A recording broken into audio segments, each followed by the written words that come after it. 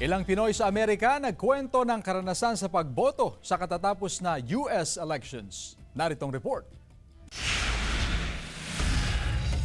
First-time voter sa Amerika ang Pangasinenseng si Dr. Maria Luz de Leon tubong linggayen. Naging ganap siyang US citizen nito lang Agosto. Isa siyang dental assistant sa Chicago, Illinois. Very organized daw ang eleksyon sa Amerika. It was a wonderful experience. Very quiet and peaceful ang botohan dito. Napaka-neat. Wala siyang maraming paraphernalias like mga banners and like sa atin, di ba, ang dami, mga nakapost, mga posters. Kung bumoto ng personal si Dr. Maria Luz, iba naman ang sistema ng pagboto ni Olive, tubong Mangaldan, Pangasinan. 4 na taon ng US citizen at 2 beses na siyang bumuboto sa Amerika. Bumoto siya sa pamamagitan ng mail-in ballot. Mabilis.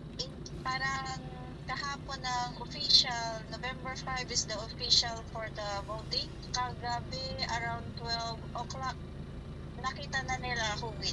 3 beses na rin bumuboto sa US elections si Ray na tubong Ilocos Norte. Mahigit 2 dekada na siyang naninirahan sa California. Parang sa Pilipinas din na active din ang mga Filipino community, mga Filipino organization, lalo-lalo na dito sa Bakersfield, dito sa city namin. Si Ginoong Tante de la Cruz na isa ring tubong Ilocos Norte, 1974 pa siya naninirahan sa Waipahu, Hawaii. At sa tagal na niyang bumuboto roon, manghang-mangha pa rin sa kaayusan ng sistema ng eleksyon sa Amerika. Very peaceful.